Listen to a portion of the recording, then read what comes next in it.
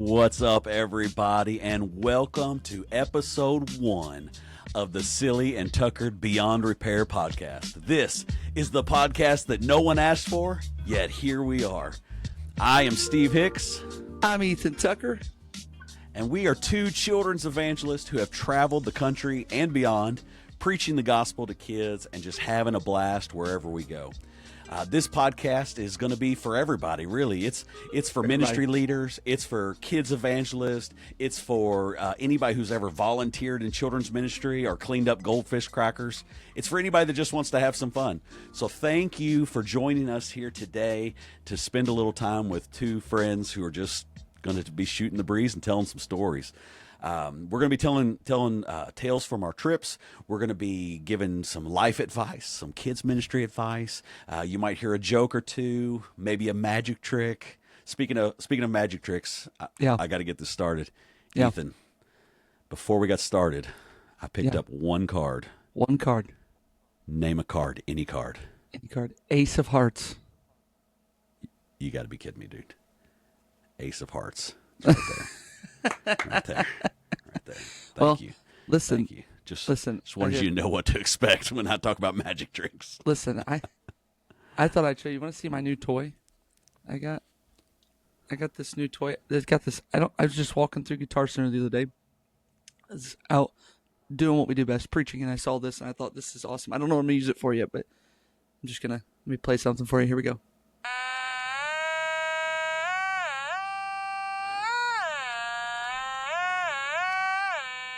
I don't think I'll quit my day job. Yeah. It's. I mean, maybe. It's got like 3. I don't know what's called. It says it was What are those Japan's called? number 1. It's an automaton. Here, an automaton. Automaton. I don't know. It's kind of a. It says it was Japan's number 1 musical instrument, and I can immediately understand why. So you thought, well, we have to have it. Yeah, it's here. like we have to have it. It's Japan's number 1 instrument. It's got like different octaves and stuff like that. But I don't know. I just thought it was. So it's the perfect thing, because as a kid's evangelist, if you don't know, now you know. Now you know. We like to buy toys and spend money that we probably shouldn't be spending. But one day we're going to use this prop. One day. It may sit in the closet for 20 years, but. Right. Exactly. Behind this beautiful studio that I'm sitting in now, I have a closet full of props that one day are going to share the gospel with somebody. Listen, but before we get too deep, Ethan, tell the viewers a little bit about Ethan. Who is Ethan Tucker? Okay, my name's Ethan, and I'm an apostolic. I just thought I'd lead with that. No, my name's Ethan Tucker, from Springfield, Illinois. If you don't know where that's at, it's right in the center of Illinois. And so I love Jesus and love getting to travel and do what I do. I'm honored to get to do that. I don't know. Do you ever say that? Do you just say like, yeah, this is what I do? Or, I mean, like, I consider it an honor to get to travel and do what I do, don't you? No, it's totally an honor. It's a great honor. So I started, and I won't go too deep, but I started really, I didn't know that there was even such a thing as a children's evangelist. I don't know if I've ever told you this story. I don't think so. I didn't know there was a thing as a children's evangelist. And so my dad evangelized for several years. And so he would travel. And then, of course, when I was born, when your parents are evangelizing, you don't have a choice. You go with them.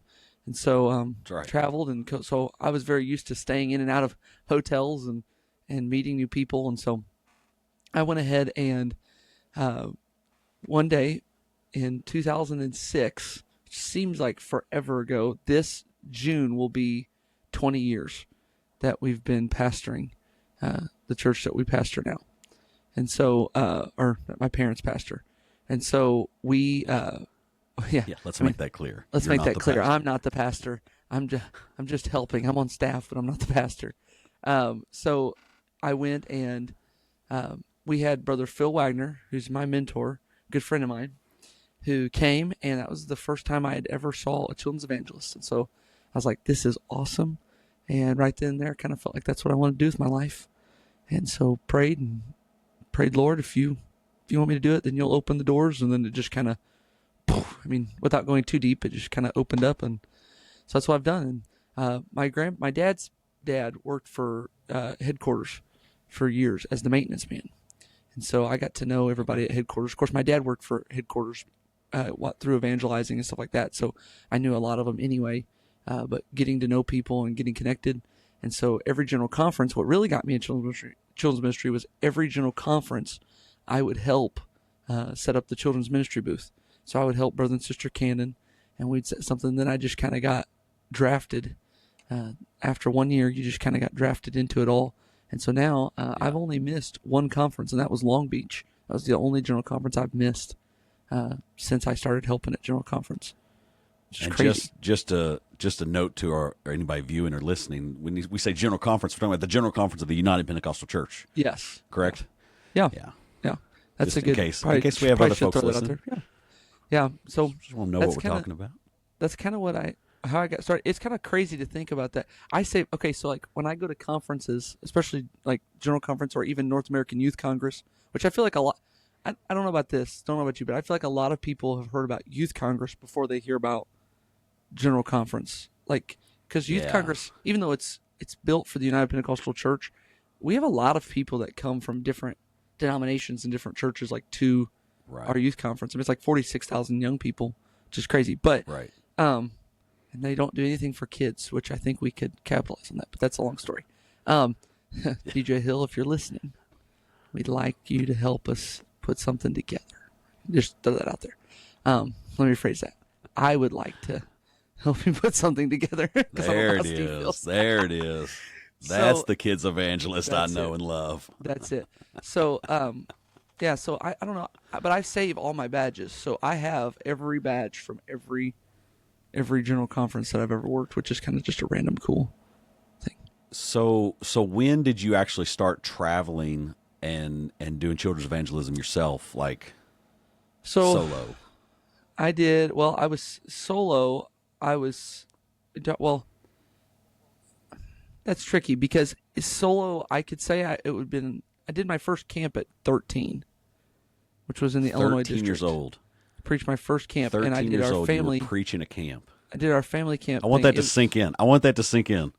13-year-old preaching a kids camp. Yeah, to 12 and That's below. Awesome. To 12-year-olds. Yeah, and 12 to 8 to 12-year-olds. Well, at the time it was only 9 to 12 because we just lowered the age a couple years ago to 8 in our district. But so I did that, and that was kind of crazy. Presumably, some of the young ladies you were preaching to could have been like, "Man, he's cute." They could have. It was quite possible.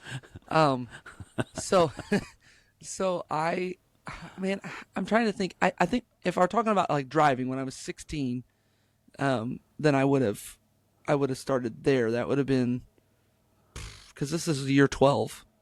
This is year 12 of full-time travel. But my parents, my mom would drive me to my revival. So after, like, even before that, my first revival was at 13, and it was right before 12. I did it at 12. I was 12, and I did it in Whitehall, Illinois, little country church off the road. Great people. Pastor Pate is his name, Kenneth Pate. He's still the pastor, and so he asked me to come, and I did it. I remember 2 people got the Holy Ghost that day, and I actually have it's somewhere right here. Ta-da! I got it right here on my bookshelf. Right here in this notes book, I have a bunch of names of people that got the Holy Ghost, and I can tell you her name. Hold on a second. Her name was Emily, and she was 8, and his name was David, and he was 9. That's awesome. So I have their names. They signed it, and then I put the date and stuff like that. And that was in, well, if I can find that page. It was in May. Oh, I didn't put the year. It was May 18th, which is kind of cool. So very cool. It's very cool. That's I like awesome. stuff like that. Keep stuff like that close, you know. Yeah, definitely. It's good to look back on. My wife and I were talking earlier. Actually, we were prepping for this podcast, and I was asking her about things, and she's like, "Well, let me go look at my notebook." And she's kept a notebook, and she jots down stories and things that happen, and so it's awesome. good. It's good to look back on. So I love it. So you started when you were about 13. You did your first camp. Your mom is taking you to preach at these places because presumably you don't have your license yet. Yep. There were or a even lot when of you nights. first get your license, you're There still were a young guy. a lot of nights I can remember that we would do, like I would do school. I remember doing this. I remember doing school, like they would start a revival on Thursday. This is, I mean, just even 5 years ago. Do you remember? Well, do you remember a lot of Thursday revivals? People would call you to do like Thursday, Friday, Saturday, and not do Sunday, or they would call you to do Wednesday through Friday.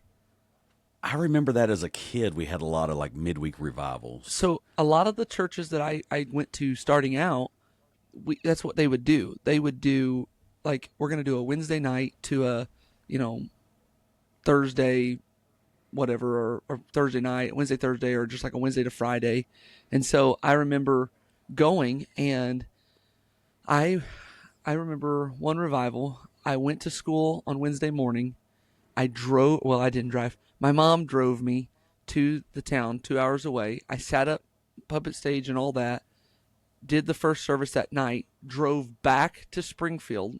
Mom drove back to Springfield, went to school on Thursday, got in the car right after school, changed my clothes in the van, like going to be there in time for the revival on Thursday night. Preached Thursday night, drove back to Springfield, went to school on Friday, and then drove back to preach Friday night. And then, of course, awesome. I had a hotel room Friday night, so then I would stay Friday night, Saturday night, Sunday, and then Sunday afternoon we would drive back. And so that was crazy. I remember a time I did a revival. I couldn't drive, but I was in our Easter drama. We do a big Easter drama every so many years at our church, and so we haven't done it in a long time. We're actually talking about doing it in 27. So when that happens, I'll make sure to let you know so you can come hang out with us and watch it. So we went, and I remember going to that church on Sunday, and I remember telling the pastor, "I'm so sorry. I would love to stay and eat with you," because that's a common thing. You want to eat with them afterwards, and so it's what we do best as apostolics. You eat good, and so you go. And I remember telling him, "I can't. I'm sorry. I have to go meet Jesus." And he looked at me like, "Huh?" And I was like, because I forgot that he didn't know that we were doing a drama, and so it was just really funny. And so I was like, "I got to go meet Jesus." And Mom's like, "Well, we have to go meet the guy that's portraying Jesus in our drama. We have drama practice." And Mom had to be back because she had to sing some of the songs live. And so I remember this. It's nuts. It was crazy. Now I try to be a little careful how I book around that the older you get. So now, several years later, you've been doing this since 13. You 16, you got your license, kept going. Is this? Would you consider yourself like? Is this your full-time gig, or what else? What else are you into? Yeah, I mean, it's definitely a full-time gig. I travel. I tell people I evangelize full-time. I'm on staff here at our church. I was appointed to be the youth pastor here. Actually, my title, not that titles matter to me because they don't, but at least to me, but I'm student pastor, so I oversee all of the students, not just our youth. But primarily my job is to make sure. That's a very modern title. Yes, it's a Stephen Furtick title. It's a Craig Rochelle title. It's our student pastor for our such and such campus. Side note on that, I was just pulling through Tulsa. Did you know that they have a campus in Tulsa? No. Life Church. Craig Rochelle's church. He has campus. I just saw it. That's random. I was just like, that's crazy. That's another conversation though. So for episode 3. Yes, I'm trying to keep myself from going too deep right now. We'll be breaking down all the mega churches in the We're starting with Life Church. Gonna go right now. I remember this is my full-time job. I went at 16. I went to a company called BKGJ Express, and so they are an amusement. 5 times fast. Yes, very hard. They are an amusement company, and so I've always been a big lover of trains. I love trains and model trains, and so in our mall they have a trackless train. Have you seen these in the mall? Oh well, yeah, we've been together in the Lexington Mall. Yeah, we rode one in Lexington. Well, you rode one with my daughter. Yeah, let's be clear. Yeah, me and McKinley rode it together because Steve didn't want to ride the train with us. So we thought it would be like the Orient Express or something. Couldn't. So I drive one of those, and so part-time job, and he's really good about working with me and working with my hours and as an evangelist. So I can basically get on and just say, hey, these are the days that I can work. These are the days I can't work. And I think that if you're a children's evangelist, if you're not a children's evangelist, and I'm going to give a shout out to our friends Bruce and Jamie Borlick on this one, you need to have what's called a tent making gig. So there should be something that is making you money, because while we do this for ministry, and yes, there is some monetary, exchange that happens for the most part, you've got to have a tent making gig. And so I picked that up as my tent making gig. And then I started working for a company called the CTM Group, and a company called Photo Fantasies, two separate companies. And so if you see a photo booth in your mall or like at the zoo, 9 times out of 10, it's owned by the company that I've worked for, or that I work for. Now, I'm still an employee of Photo Fantasy. I don't actually do any work for them anymore. They're trying to find me a new route. Right now. So I was driving 30 minutes from it's 45 from our house to the mall, and do a couple different, like the zoo and stuff like that, to basically take money, put more printer paper in for people that make the photo booth papers or pictures. Yeah. That's what they're called, not papers. And then the coin operated machine rides that you ride, you put your quarter in, ride, take the coins out of those, weigh them, take them to the bank, fix them if they break down, put new circuit boards, stuff like that in. And so that was just good extra tent making money. I called it gas making money. So it gave me money to get to where I needed to go to evangelize. So I got a little bit of everything. And it's very on brand. Yes. You preach to kids, you act silly, you jump around, do action songs, you drive a train. What kid doesn't like that? So I love driving the train. So here's what's even funnier. I started when I got done I graduated high school.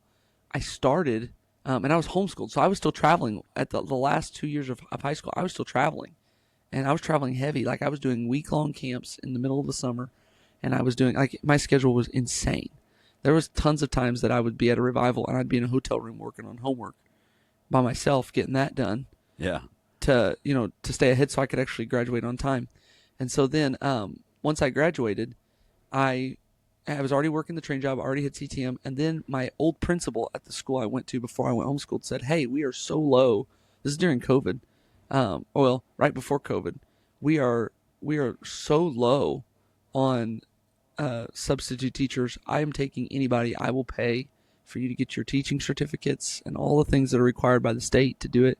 Would you come teach? And I was like, sure. And so I thought that'd be awesome, because I was the kid that, with the neighborhood kids, I was the kid that you would play school. Like you'd play school out in your backyard and all that stuff. And so I was like, this is great. I already have a whistle. I'm like, I got this. I'm going to be known as Mr. Tucker. And so I was like, I went.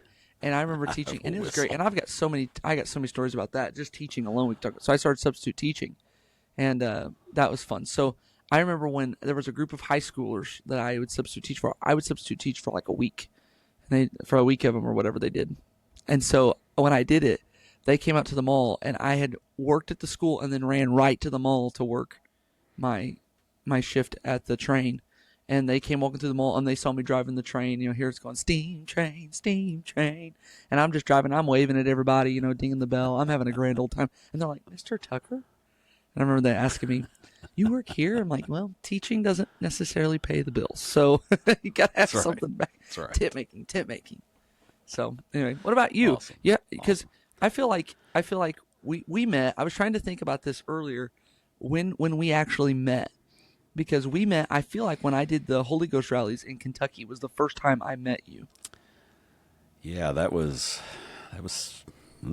several years ago. I'm trying to think. It's been over exactly 5 years. That was. Yeah, so I got started when I was 12. Since you started at 13, I can't be outdone. To go down. I'm joking. But at 12, I didn't start evangelizing or anything like that. But at 12, I did kind of get my start in children's ministry because I had 2 of the most awesome youth leaders ever at 12 years old. One of them was like a professional magician, and the other one I'm jealous already. built puppets. And the other one built puppets. So I had a magician and a puppet maker, and both of those guys were pouring into me, and so I had no choice basically but to work in kids ministry at some point. Yeah. So finished school. Never really was in ministry. Never really thought about ministry, being in ministry. Really, I kind of had thoughts in my mind, but nothing really came of it. So graduated high school, went to college. I went to the University of Kentucky, got a degree in finance. got a job, immediately started working at a credit union, worked at a credit union for 18 years, worked my way up. I worked in every department in the credit union. So no ministry stuff. Yeah. No traveling ministry stuff. Now, during this time, of course, I met my wife. We got married. Oh. We had a little girl, the love of my lives. Yeah, they're great. I'm glad you said And, lives and not life, because that would have been bad. Yeah, both of them. I love my wife and my daughter. Yeah. So would have started texting Stacy But- like, you don't know what so- he's saying about so you we on got this married. podcast. Yeah, that's right. I can say whatever I want. No rules. There's a couch. But we got downstairs married in your living room. 2007. Yeah, that's right. We got married in 2007. In 2009, our pastor came to us and was like, "Hey, I want you guys to kind of take over the children's stuff at our church." So he had known my background. I came out of a church that had a lot of kids ministry stuff, and we were very used to doing puppets and children's church and all those types of things. And so we started off, we did a vacation Bible school, the first one we'd ever done there. And then pastor kind of put us in charge. And so we took over as the children's ministry director, or the Sunday school directors at that time. That was before all the name changes, Before the title name change. changes, and all that fun stuff. We're now the kids pastors. Nice. But we've actually been doing that since Upgrade. 2009. So all of that, still no traveling, still not preaching out, just staying at helping home. the local church, just teaching Sunday school and teaching our Wednesday night class. Yeah. And then in 2016, we got a call from some friends of ours in Tennessee, and they said, "Hey, we know you do a lot of kids stuff at your church, but we would like for you to come to our church and maybe do something." And we'd never done that before. And so we agreed, and we went down there and we did our first kids revival in July of 2016. So that was 10 years ago. So 10 Yeah. years ago. And that was our first one. And that summer we did one and it was awesome. But then the next summer we did like 3, and then That's it just awesome. kept building from there. And so it was a part-time thing because I was still full-time at the credit union. And so I was going on weekends and preaching out on weekends, and then coming home and working at the credit union. And then in the summer, I was taking my vacation time and doing the Kentucky camp where I'm from, and then doing vacation Bible schools at other churches and things. And then it got to the point where I was using all of my vacation time and all of my sick time and all of my days off to do kids revivals. And my wife and I had been praying about it, like, what are we going to do? Yeah. And because I hate telling people no. That's something I Same have a hard here. time telling anybody no. I have a hard time. Even I have a even hard time still. saying no. Yeah, it's hard. And here's what's crazy. Okay, to that point, I have a hard time telling people no. They'll call me or they'll text me and say, "Hey, brother Ethan, we really feel like you need to go. You need to be here. You need to come. We really want you to come." And then I'm like, "Okay, what's the date?" And they'll send me the date. And I tell people, send me 2 dates. Like, don't just send me one. Don't message me and just send me one date. Like, Yeah. this is the first date we're looking for, but we really would like, this date would work too if that doesn't. Because if I can't say no to one, if I have to say no to one, at least I have a backup to try to help you get what you need, help you get you. Yeah. But I have a hard time telling people no. And that gets me in trouble sometimes with traveling of like, I don't know how I'm going to get from one place to the other. It's It like, really can. I needed JJ's, the jet plane's going to have to take me to, from Cali to Exactly. Texas or whatever, because I can't drive there in a day. But it's crazy. Exactly. Anyway, so you were doing we're that. at this. Yeah, so we're at this point where it's like I hate to tell people no, but I'm out of vacation time. I was using 4 weeks of vacation time plus any other days off I could to try to work this out. And so my wife and I were praying, and we went to a general conference, and it was in Orlando. It was the year it was in was that Orlando, one? Florida. And so we were down there and we were praying, and I was kind of praying. I was like, God, I've never even done a kids camp. And if I'm going to do this full time, like if I'm going to leave my job, you got to do camps in the summer to make to make enough money to live, I think that's like the bread and butter of a children's evangelist. Really, of most evangelists, is you've got to do those camps, and it's hard because camps, man. You don't do camps until people have seen you, especially those directors. They've got to see you. They've got to know you. You have to have had a relationship for several years, I feel like, before you get, or at least they've seen you and trust you to do it. Right. And so we were praying. We were at the conference, and I was like, God, we've never even done a kids camp. Like, how can I leave my job, and not have the security that's, would be able to take care of my family. And so this man comes up to me at General Conference, never met him before. He shakes my hand, the most manly, like the hardest handshake anyone's ever shook my hand. And if you know him, I'll name drop. His name's Rodney Dame. He's the children's director for the state of Maine. He grabs my hand and squeezes it, and he was like, July 17th through 21, where are you going to be? Sounds like Arnold. I was like, I don't know. Yeah. I'm sorry, I'm not good at impressions. And I was like, I don't know. And he goes, Maine kids camp, you're coming. And I said, yes, sir. Yes, sir, I'm coming. And so I booked that camp. Well, here's the thing. I didn't have vacation time to do that camp. Yeah. So I didn't know what I was going to do, but I booked it, and there was not enough time.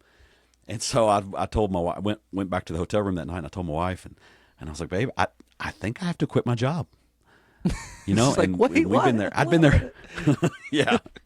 I'd been there for 18 years. And I'd worked my way up. Like I'd put in my time at every department there. And so I was a vice president there, and our president was about to retire. And so everyone kind of knew, and I kind of knew that I wanted her job. And there was other people there that I think kind of thought that I would be the one, because I was younger, and the board would want to put somebody in that's gonna be able to do it for a long time. And so I'd had these hopes of that, and that's basically what I'd been working for 18 years. Yeah, right. And now God's given me this camp, this one camp, just one. Yeah. But I went ahead and booked it and didn't have the time, and so I went home and we kept praying, and I wrote a resignation letter, and I wrote it out, and I went in and I talked to my boss that day, and I remember I could see it in her eyes. She knew. Yeah. Of course, she was the best boss ever. I worked for her for 18 years, and she was a Christian lady, and she knew what I did on the side. She knew, where I was every weekend traveling and stuff. And they also knew because I had all of my Amazon packages shipped to my office. And so literally 3-4 times a week, I was getting packages at the office, and they were all like, all right, what's he got now? It's a bear costume. It's Mickey Mouse gloves. It's whatever. I always had the weirdest things. So she knew.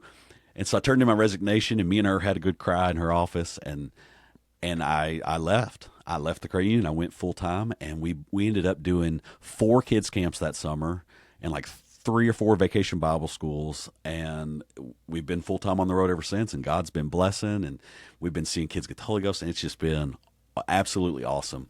So this is our full time gig. My wife is a stay at home mom. She's been able to stay at home ever since our daughter was young, and so my wife homeschools my daughter. My daughter, who's about to turn 13, I'm about to have a teenager.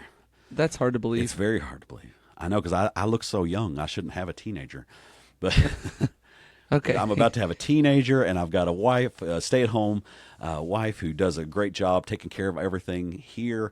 And we're full time on the road, and so like you said, the tent making gigs, we had to come up with something. So I was racking my brain. I was like, what am I going to do in the wintertime? In the summertime, it's great. It's feast time in the summertime. There's plenty of work. So much you're preaching, and there's so much going on. But I was like, what am I going to do in the wintertime? And a friend of mine texted me one day, and she was like, why don't you substitute teach? You would be great at it. And I was like, wait, I have a degree. I can be a substitute teacher. It really in the is state the of Kentucky. greatest thing. If you went to college, you can be one. Yeah. So I now substitute teach in all the local schools in the county where I'm at, and so that's kind of what gets us through. And that's what we do. Man, what's great about that? Here's what I like about substitute teaching. I really do like it. What I love about it is I get to be around kids, not just young kids. I get to be around older kids. So it for me as a student pastor, it puts me in. I get both of my worlds collide. I get to see both, because, like, for me, my world isn't just evangelizing. Like, yes, it is. That's my main job. Right. That's what I do all the time. I love it. I wouldn't trade it. But when I'm home, I'm the piano player, and I'm a piano. One of our piano player. I'm a piano player. I'm already slurring my words already. Is that one of Japan's famous instruments also? That is, yes, it is. It is. So I play Call back. I play the piano. I play the drums. I'm learning the saxophone. It's always been an instrument I wanted to learn, so I'm trying to learn that. And then of course, I'm a master on Japan's '1 instrument over here. That's right. But I love getting to teach. What I love getting to teach, do magic, or I get to do magic at the school when I go, and cause that started as a hobby. I don't know if have I ever told you that? That started as a hobby, so that's how I got into it. It wasn't really ministry. I mean, okay, stop. Let me back up. There were a few magic tricks or illusions that I saw that I was like, oh yeah, that's good. Like they were purposely for that moment, so I could do that. But then I was like, I'm gonna go ahead and get. I've got a guest in my studio here with me, so if I'm distracted, you know why. So I went ahead and I was like, yeah, I'm gonna do that because I liked it all, but I didn't like I never did card tricks or anything like that. I was like, man, but I was buying these magic kits and stuff, and I would get all these just as a hobby because model trains is a hobby, but you got to have a lot of room and a lot of. I mean, I guess for magic you have to have a lot of room too, and so I just don't have the space. Like I just don't have the space, so I had to have stuff that I didn't want to leave out all the time. So I still have model trains, but I would go and I would buy stuff like that's upside down. I would go and I would buy stuff like this. Have you ever seen this? To do these? No. Okay. All right. So look at this book. Here, we'll do it real quick. Look at this book. Okay. And there's 4 objects on this book. I'm going to read your mind. Okay. Because in this book is one choice. I've made one choice in this book. So it's locked in. Okay. So you can either choose there's a heart or there's money or there's a pencil or there's a mirror on the bottom corner. Okay. And there's a question mark, but that question mark. I feel like as a kid's evangelist, I'm going to have to go with the heart. The heart. Okay, so you're going to go with the heart. I feel like if I picked the money, you would tell me that the love of money is the root of all evil or something. That is true. So if you chose the heart, how did I know? Let's see if I'm trying to figure out how to do this on camera. How did I know that you were going to choose that heart? Because I locked in one choice. It's going to grab that heart every time. Out of all the options, it's going to grab that heart. Let's do it one more time. Whoa. Isn't that amazing? And so I would blow kids' minds. we need a sound effect. We need a sound effect for when there's. There it is. It's magic. It's magic. Dude, disclaimer: Ethan Tucker and Steve Hicks are not actual magicians. This is true. We can't actually do any magic or miracles. Yes. We just trick your eyes. Yeah. So I started. That was just sometimes. A hobby. That was just sometimes. That was just a hobby. But that was cool. That was kind of one of my outlets to get to do stuff. Was I could take that book and take stuff like that, or take. Some people are very against cards, and I understand that. I'm not against all that either. So take those and I'll do. But I don't do too many. I don't have too many card tricks, but like do stuff with rope or ordinary objects, stuff like that, and blow their mind. Be like, okay, I'm gonna do this magic trick for you, but then you're gonna do your math. You know what I'm saying? And so, I love it. It's great. Oh yeah, Sometimes definitely in public schools, that's the best, bro. When I taught, that's exactly right. I taught 5th grade for a whole year. I was the 5th grade teacher. Long story, and that's a whole nother story in itself. But they asked me, and so this class was awful. And so the principal actually came to me. I was teaching another class full time. I was teaching physical education. I was teaching PE full time for all grades, K through 12. So I was all the grades. So I was seeing every class. Well, I was seeing so many classes a day, but I was seeing every age group almost every day. And so I went. Plus, I was coaching. I was a full-time bowling coach. Still am. We just don't have any bowlers right now. Wait, stop. Bowling coach? Yes, a full-time bowling coach. Now I got to tell you about this. I don't know one thing about bowling.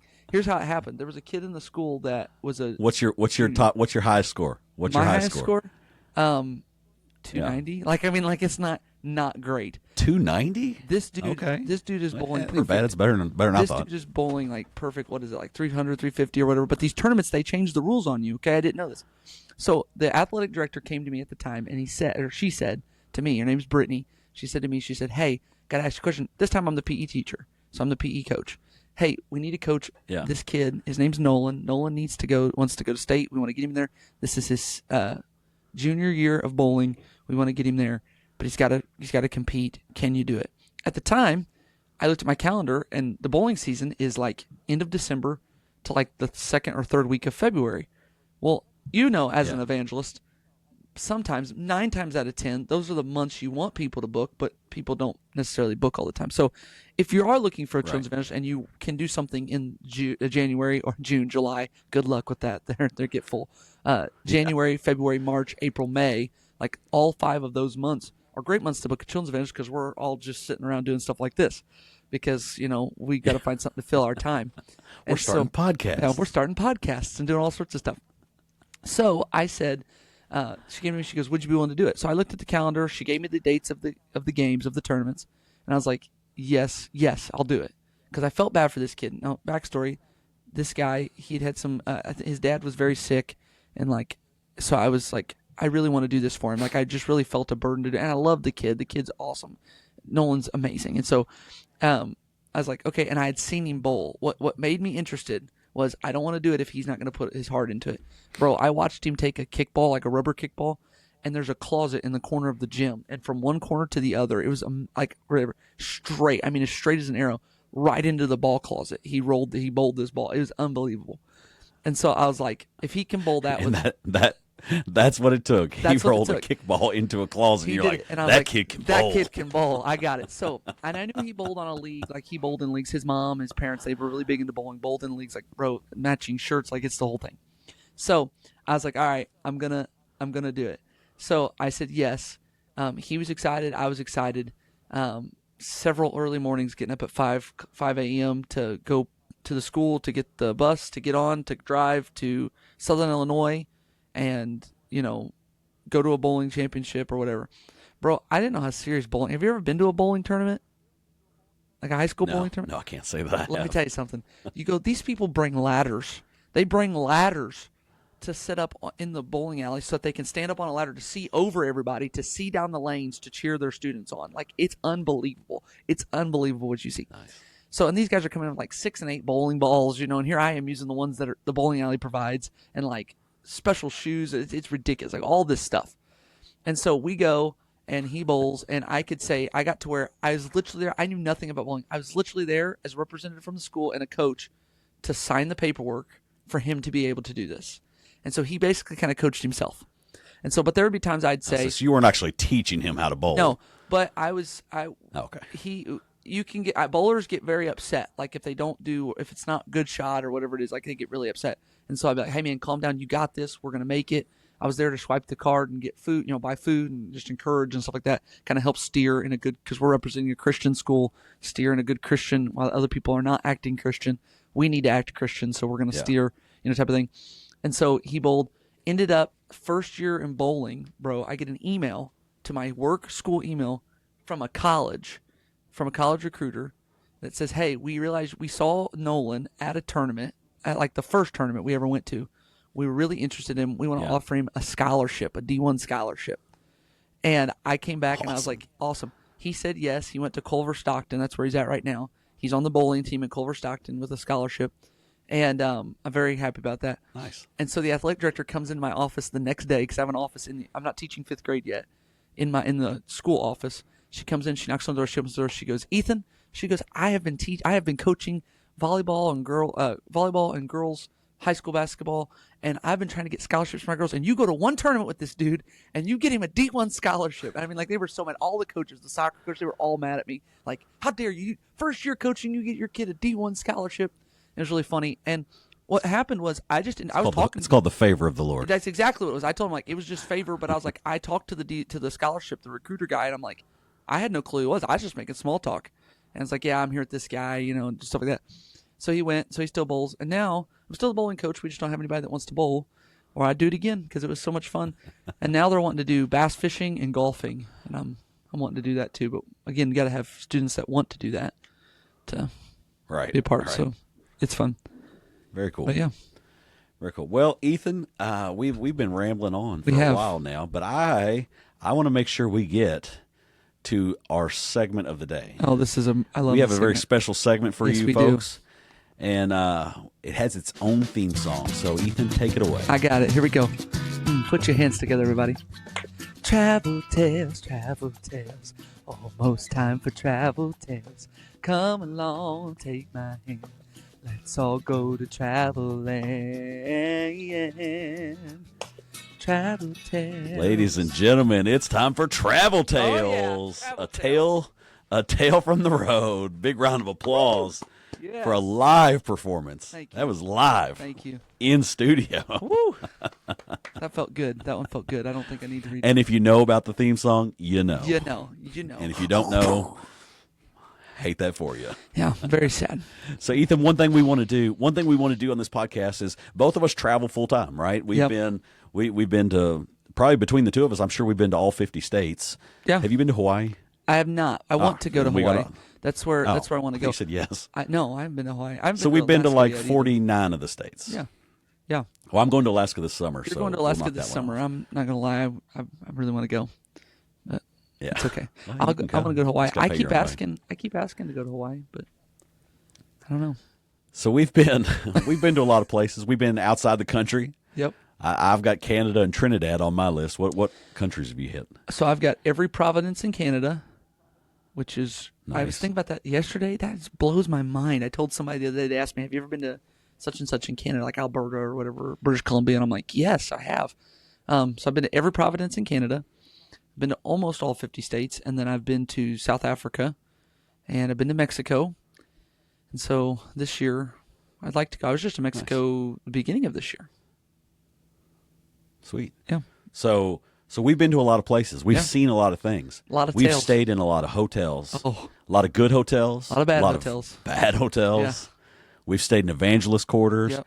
I've stayed at several pastors' houses. Have you stayed at pastors' houses yet? I have. I did that very early on, and then I got to where I would just tell people I just didn't feel comfortable doing that.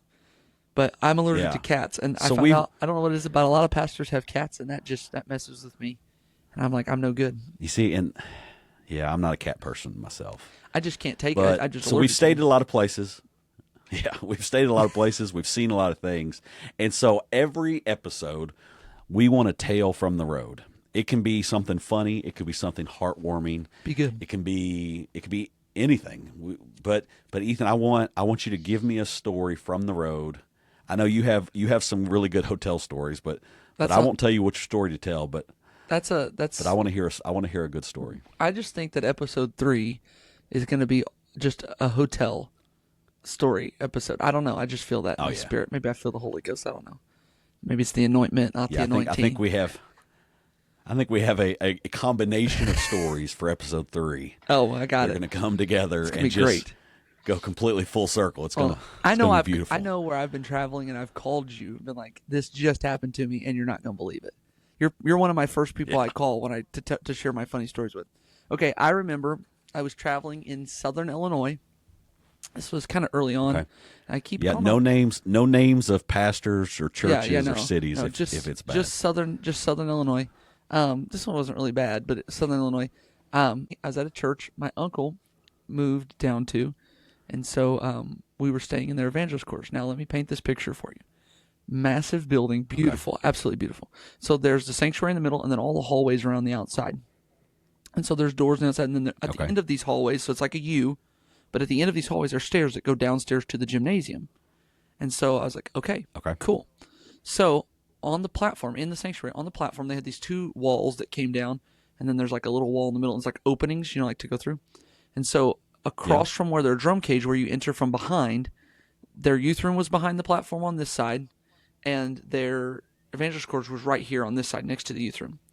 And so beautiful evangelist quarters. Hold on. Have I stayed here also? Yes, you have. Okay. Yeah. I know where you're talking about. Yeah. All right. So I know what you're talking about. It has a pool table in the youth room, or did have a pool table in the youth room. Yeah. Yeah, right next door. Okay. I'm with you. So because me and my uncle and some of the young people would play pool, I would come and preach for them, and I would stay in the evangelist group, and we'd play pool. I don't know what your thoughts are on that, but we'd play pool in the youth room. And so tiny town, like literally, there's nothing open late. Like you're just there. And so they had just told me we'd preached, we had went 8, and they just told me about how sometimes in the sanctuary, I don't know if they were trying to scare me or what, how the lights flicker occasionally, and then there'll be a sound, you'll hear a sound or whatever. And I'm like, you're joking, like quit trying to scare me. Don't try to be playing this game with me. And then my uncle and even the pastor was like, no, like legit, nobody's pranking anybody. Like it just happens. Like we don't know. And so they're like, oh, we think our building might be haunted. And I'm like, by the Holy Ghost, I'm trying to make it spiritual. And It's a spiritual paranormal. yes. So the only thing this is legit what they told me. And if they're watching, they might correct me. I may be telling it wrong, but they had a funeral for one of these guys in their church for their grandma. Okay? And so after that, all this stuff started happening. And so I was like, yeah, whatever. And so they said whenever they hear a noise or like a thud or something like that, or lights, we'd be like, Grandma? Like they'll question it, Grandma? Like, is that you? And so I'm like, okay, whatever. So like if you hear anything, terrible. you just say, Grandma? And I'm like, okay. So I go in, I'm getting ready to lay down. And nice evangelist, of course, you've been there. Like nice couch. So I'm sitting on the couch, and all of a sudden I hear this thud. I'm sitting on the couch. I think I was working on my iPad or something for putting playlists together for the next night or whatever, what I was kind of feeling or thinking I was going to do. And then sitting there, all of a sudden I kept hearing this like it was like I couldn't figure it out. I'm like, what in the world? And so I opened the door, and I like the door creaks creepily, and I'm like, and so I look out the door, and I'm like, hello? The production value on this story is amazing. I know. I'm like, hello? And no answer. And so I felt like that episode. Okay, I don't have a TV. I have a visual radio. I felt like that episode when I watched on my visual radio of Clue, when the butler walks in, he goes, if you're in here, you better watch out, you know? And so I'm like, hello? Is anybody out there? And I remember going, Grandma? Like, is that you? You know, like, saying, so Grandma. I walk out, and like the way you'd walk out this door, and there's a wall here, but then on this side of the wall is like there's a drum cage and a closet, and I'm hearing it like right here. So I came around, and I went around there, and bent over in the closet is this guy, and it's their drummer, and I guess didn't know I was there, and I saw him, but I didn't know who it was because he was wearing all black, like he's wearing like a black coat and stuff. He's digging around this closet, he's making stuff, and he turns and gets up. He sees me, I see him. We both scream. We both jumped back, and we both look at each other. Just an awkward moment of silence, and he goes, we both look at each other and went, Grandma? Like that. And That's awesome. We got so tickled. So now every time I go, I haven't stayed there in a long time, but every time we go and I stay down that way, it's always Grandma. We always question, Grandma, is that you? That's funny. It's great. See, we didn't know anything about the grandma thing when we stayed there. So I remember my wife and I, we stayed there. We were preaching a kids' weekend. Yeah. And I remember had good services on Friday and Saturday. And then, you're in the evangelist course, which is right like I said, right there off the platform, which is great when you're running late for service. And it's perfect because I was like, crazy. This would be awesome. We'll get to sleep in a little bit. Yeah. Get up, get ready, be right there at the church, ready to get some prayer in and have great service. Yeah. And lo and behold, I don't know if it was the same drummer who was snooping in the closet in the middle of the night, but apparently the drummer wanted to have some early morning practice beforehand. And so I remember getting woken up. This was several hours before church with him just out there just pow, pow, pow, pow, pow, pow, pow, pow, pow, pow. And I was like, well, I guess we're awake. You're like, listen here, little drummer boy. Listen here, you little drummer boy. Yeah. Speaking of little drummer boy, what a weird gift. Anyways, we won't get into that. Don't talk about Chad like that.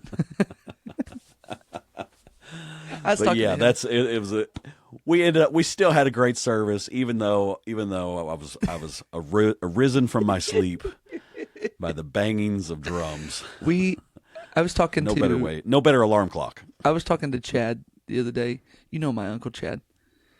Yes. And so he's now the district children's ministry secretary for our district. He's now the secretary. And so I had sent him a video. We were at Culver's last night for our youth group and eating and just visiting, having a good time, doing what youth groups do. And Cameron, Cameron, he was sitting next to me and a friend of mine. And so he was like, he was scrolling through, I think it was Instagram or something, and he saw a picture of, it was me and Chad. I had my arm around Chad, and then Toby had his arm around me. And he goes, that's a good looking picture there. He's like, look at that guy. And he zoomed in on Chad, and he's like, that's a good picture like that. So I took a video on my phone of him saying that and sent it to Chad. And Chad FaceTimes me, and he FaceTimes me. He looks at Cameron, and he goes, like this, all he did was go, like that. It's just awesome. He's like, love you. Cameron lost it. We lost it in that Culver's. We scared everybody around us, laughing so hard. That's funny. It was awesome. Well, Ethan, I'm ready. We need to start landing this plane. We do need to start. I don't want to shut it down just yet. But we want to end each episode with some kind of a ministry moment, some Yeah. kind of a thought, either a thought to provoke our listeners, our viewers, or maybe a ministry tip, or something to help them to be better at what they're doing. But I want you to leave us with something. So what have you got for us today? Okay, so I'm just gonna put our serious music on here. Oh, I love it. I love it. Set the atmosphere. Set the atmosphere for what we're gonna do. You know, a lot of what we do is, I think sometimes we forget how impactful and life changing what we do really is. Have you ever sat back and thought how okay, I'm helping change the outcome for someone's life? And so I got to thinking about this, and maybe it was just because I'm a student pastor, and I pulled some notes together so I could tell you what I was thinking.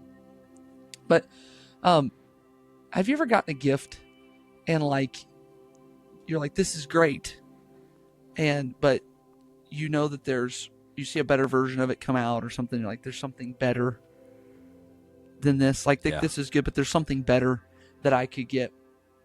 So I was thinking, and the Bible tells us, it's in 1 Samuel that it starts talking about Hannah she wanted a child, and she couldn't have a child, all these things, but she prayed, and we know the story that Hannah's telling. Yeah. But there's one verse in 1 Samuel chapter 1, and it's actually verse 4 and 5 and 6 says this: "And when the time was that Elkanah, her husband, offered, he gave to Peninnah, his wife, his first wife, to all of her sons and her daughters portions. But to Hannah, to his second wife, he gave a worthy portion, because he loved Hannah, even though the Lord had shut up her womb." Even though she couldn't have what she wanted at that moment, he said, I'm going to give her a worthy portion. In other words, he kind of felt bad for her. And so I got to thinking about all of these things, and just like Samuel, he was the big significant prophet of the time. And so I got to thinking about that, and I kind of got to thinking about, okay, Hannah wanted something, she couldn't have it, but God was going to give her something better. And then I started thinking, to completely shift gears for just a moment, I got to thinking about our youth group and our children's department just at our own church. And I mean, I'm gone quite a bit, but when I'm home, tonight I've got something going on that I'm going to just be there and help. And so I got to thinking about, what am I doing? I feel like the Lord dropped this in my spirit today, my prayer time this morning. What am I doing to help connect not just our kids, but also our young people? How can I connect them together? How can I bridge that gap? Because that's so important. Like, if you think about it, like, you're a children's pastor, the kids, when they turn, they leave you at 12, right? Yeah, 12. So when they leave you have to have a plan in place to get them from you to the youth department so that you don't lose them, in a sense. Because, and I was blown away by these thoughts. I started looking, I'll have to send them to you because I don't have them exactly right in front of me, but there's so many statistics about how many kids you lose between that 12 and 13 because there's not a bridging the gap plan in place. So I got to praying about it, Lord, help us. And I feel like we have a pretty decent plan, but there's always room for improvement, because good leaders are always learning. Good leaders are always improving.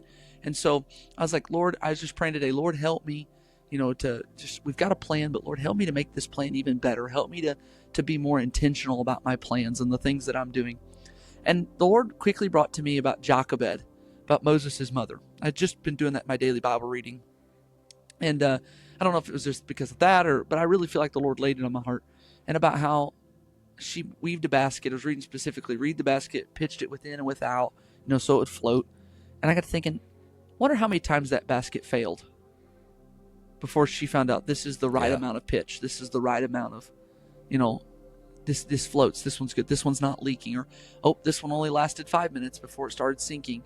Because she's trusting something that she loves with all of her heart into something that she's made. She's got to make sure. I mean, the bleeding fingers, everything that she did to secure a future for her son.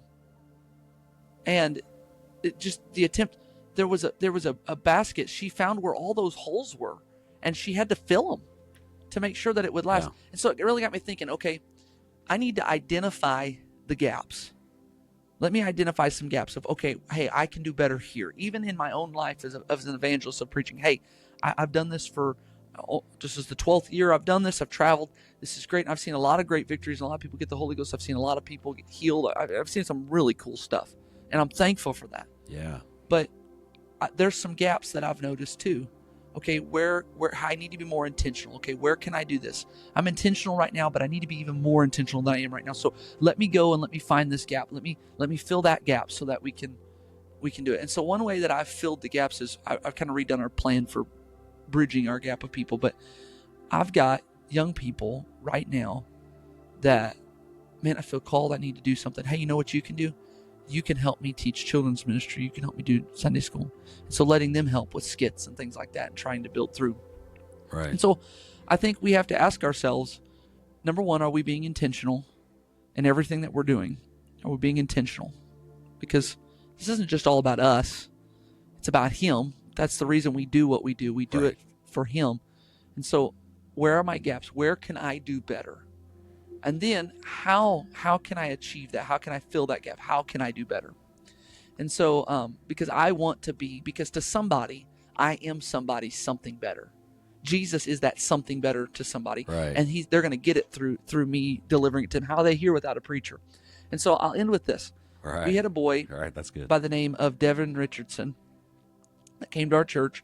Awesome kid, bro. Just amazing. Like, unbelievable dude. Just the kindest kid you're ever going to meet. And so he came, and one day while we were at church, he would come faithfully to church and all this. And he, I've probably shared this testimony at some of, if you're listening, some of the camps maybe you've been at, you've heard me share this testimony.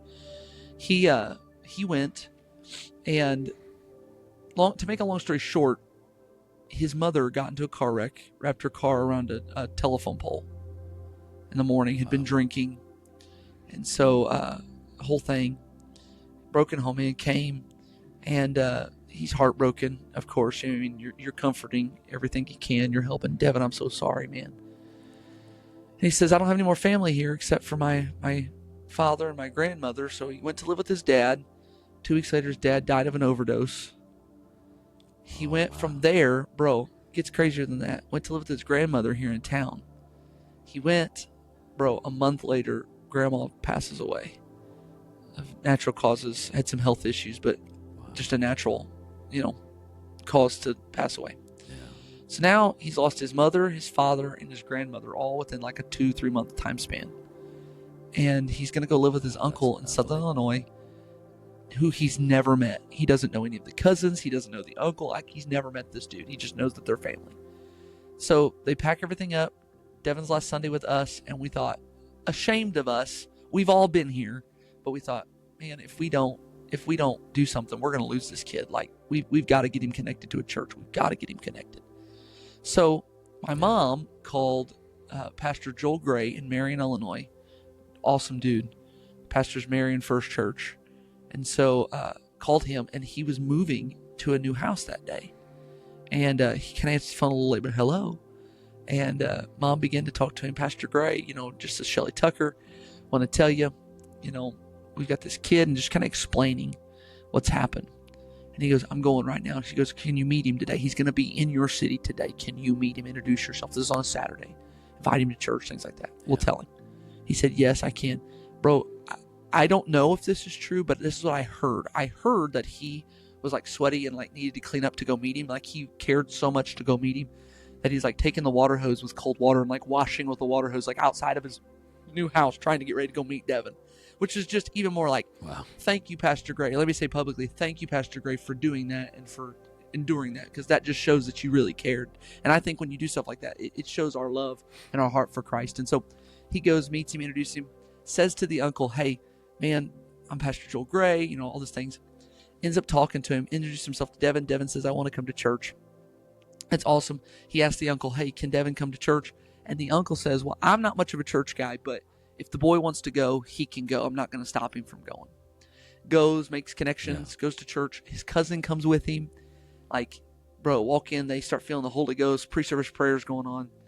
Devin hooks up with the pastor's kid, becomes really good friends with the pastor's kid. They started P7, and on their first P7 class, I want to say it was like 17, 30, is it between 17 and 30 kids for the first time in their P7 at Marion High School. Like, Devin's just in there working his tail off, getting people to P7. And then his cousin comes with him on another Sunday, walks in and walks down to the front and says, I don't know what they got, but I want it, and gets the Holy Ghost. And Devin just says, man, this feels like home. And so I still see Devin. He comes up for our youth conventions and stuff like that. But to show that Devin found something. And he said, I was lost. I remember talking to him one time and hearing him say this. I was at a youth convention. I remember walking up to him and talking to him, and he said, I really, really felt like I had lost everything. He goes, I thought, I don't know how my life can get any better than what I've already experienced. He goes, until I realized. He goes, it wasn't until I remembered what my Sunday school teachers had told me. And, I mean, I was teaching Sunday school at 12 and 13. I was still teaching in rotation. And he said, until I heard my Sunday school teachers say this statement, Jesus is always with us everywhere we go. All we have to do is just ask him to show himself. And he goes, and sitting there in that first night in the house saying, I'm sorry, Lord, but I really need you right now. I've been strong this whole time, but I need you. And Devin, just an awesome young man. Occasionally we still talk, and there's been talk about him moving back to Springfield, and I hope he does, because I'd like to get with him and connect with him again, So stories like that, we make an internal impact. We have to be intentional with our things. And I don't know about you, but I try to be intentional with everything. Prayer matters. I pray about everything. I mean, and this goes without saying, if you're not praying, I mean, we want to avoid the 10 a.m. Sunday sweats. We ought to pray a little bit and put some preparation into it. You know what I'm saying? Pray, guys. Yeah, we got to pray. So definitely. I like what you said. I like what you said about Moses' mom, though. That's really good. She had to look for the gaps. She had to. And as a children's ministry leader or a volunteer or a pastor or a preacher or whatever you are, whatever you do for God's kingdom, you need to be looking for those gaps. What are you missing? How can you be a little bit better? That's good, but is it good enough? Yeah. Like, you always got to be looking. I love that. I think it all goes to this too, Steve, is you can say we're not only looking for the gaps, but the Bible says do everything as if you're doing it unto the Lord. And I just had this conversation last night in our Wednesday night service, and I said, you know what? Everything we do, I said, it don't matter if you're vacuuming the floors. We got to vacuum the floors for Jesus. Do it like we're doing it for Him. Right. It matters. We got to be intentional. Get all the crumbs. Get all the crumbs. Get them all of them. Well, Ethan, this has been a great time. Well, it's been great hanging out here online with you, recording our first podcast. And folks, this is just the beginning. Just the beginning of the Silly and Tucker'd Beyond Repair. Ethan, why don't you hit me with that theme music? Oh, I got you. Oh, there it is. Oh, there come it on, is. I like it. There it is. Feel the beat. If this episode has made you laugh, if you've been encouraged, or maybe you just felt slightly uneasy and you're not sure what it is, hey, we want to thank you for watching. Thank you for listening wherever you are, whatever platform you are. And if you would, if you care to help us out, like this episode, subscribe to the podcast, follow us on our social medias, the Christian and thing share to do it would with be someone. To share the podcast. That's right. Sharing is caring. Sharing is caring. And also, yes. And also, if you have a travel story, yes. If you have a ministry question, if you have a joke that is somehow worse than ours, tell me about it. We want to hear it. Yes. So message us on our socials. Yes. Email the show. I'll make sure all the information's here for you. But send us an email, send us a message, send us a text. Let us know what you liked. Let us know what you want more of. And we cannot wait to see you next time on episode 2. Can't wait to see it. Hey, Steve, did you know this? This is my random fact for the day. Did you know the Jamaican bobsled team qualified for the Olympics this year? No, did they really? Yeah, they did. Feel the rhythm, feel the rhyme. It's bobsled time. Cool runnings. And with that, See you later.